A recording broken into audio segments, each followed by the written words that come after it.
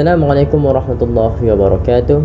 Saya Daniel, bekas Biro Akademik Imarasan Berseri sesi 2020-2021. Topik kita pada hari ini ialah hindari dosa-dosa besar. Dari Abu Hurairah radhiyallahu anhu, Rasulullah pernah bersabda, hindari 7 dosa besar yang merosakkan. Sahabat pun bertanya, wahai Rasulullah, apakah 7 perkara itu? Lalu baginda menjawab, yang pertama, syirik pada Allah.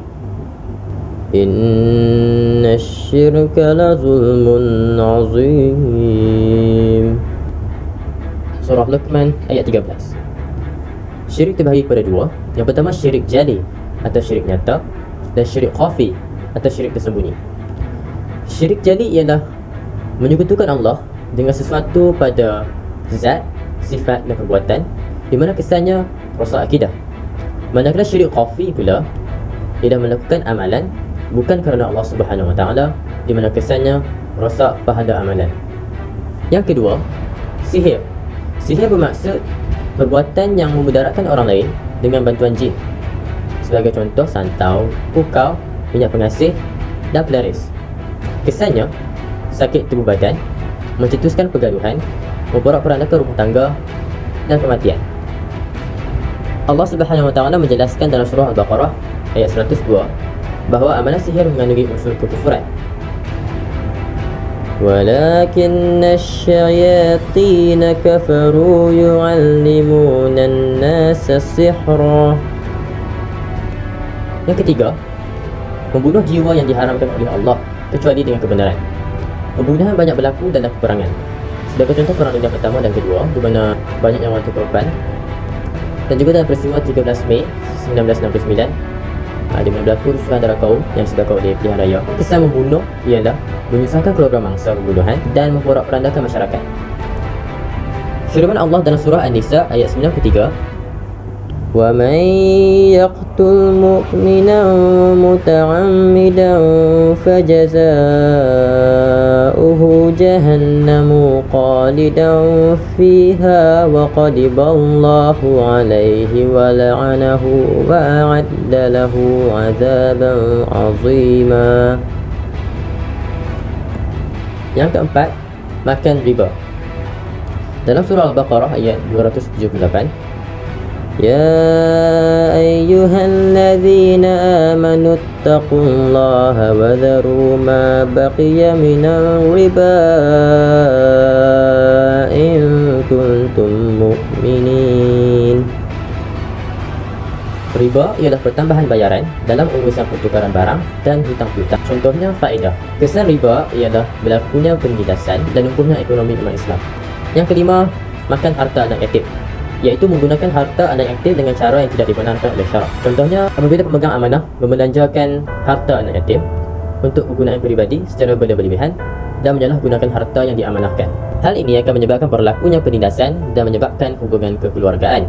Bukan itu sahaja, malah dalam surah An-Nisa ayat 10, Innal ladzina ya'kuluna amwalal yatama zulma innama ya'kuluna fi butunihim nara wa sayaslawna sa'ira.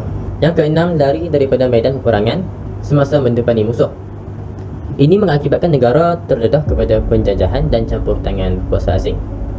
Dalam surah Al-Anfal ayat 15, Ya ayyuhalladzina amanu idza laqitumul ladzina kafaru zahfan fala tuwalluhumul adbar.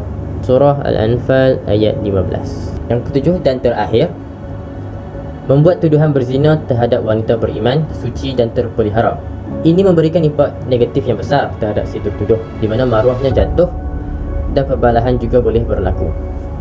Dalam surah An-Nur ayat 23, Innal ladzina yarmunal muhsanatil ghafilatil mu'minatil du'inu fid dunya wal akhirati walahum azabun azim. Tuduhan ni bila tak ada saksi, tak ada bukti, jadi fitnah lah. So kita ambil contoh kontroversi yang berlaku pada mendiang Michael Jackson. Control a good track with Michael as he's dancing and follow him around. Di mana media sering menyebarkan berita palsu sehingga ramai yang percaya bahawa dia membuat rawatan supaya kulitnya menjadi putih, sedangkan dia menghadapi penyakit vitiligo selepas kemalangan di mana rambut dan kulit yang terbakar pada tahap 2 dan 3, serta menyebabkan dia menghadapi migrain setiap hari. Dia juga sering dipanggil sebagai seorang penagih dadah, walaupun pada hakikatnya dia terpaksa mengambil ubat tahan sakit untuk mengurangkan kesakitan migrain pada kepalanya. Dan dia juga disyaki meliwat kanak-kanak walaupun hanya dilihat rapat dengan kanak-kanak. Tiada sebarang bukti yang menunjukkan dia bersalah. Kesannya, dia mengalami depression, tak henti-henti perlu mempertahankan diri apabila berdepan dengan wartawan dan penemu ramah, meratapi berita palsu yang terus tersebar, dan terpaksa membayar duit ikat jamin sebanyak $20 juta kepada pihak plaintiff. Dan nama Michael Jackson juga masih tercemar hingga kini. Jelaslah bahawa tuduhan-tuduhan yang dilemparkan sesuka hati begini merupakan perbuatan aniaya yang dapat menjatuhkan maruah seseorang walaupun dia tidak bersalah. Pengajarannya, jauhi syirik kerana syirik merosakkan akidah. Yang kedua, jangan membunuh kerana membunuh melanggar hak asasi manusia dan bukan kita yang menentukan ajal seseorang. Yang ketiga, bersikap amanah dalam menguruskan harta anak yatim untuk memelihara hak orang lain. Yang keempat, mempertahankan keamanan negara agar Islam dapat ditegakkan. Yang kelima, jangan menuduh orang berzina tanpa bukti supaya maruah umat Islam terutama sekali dapat dipelihara. Sekian, terima kasih. Assalamualaikum warahmatullahi wabarakatuh. Semoga hari kita diberkati dan segala urusan kita dipermudahkan supaya kita lebih progresif untuk mencapai impian dan cita-cita kita di dunia dan di akhirat. InsyaAllah SPM straight A+.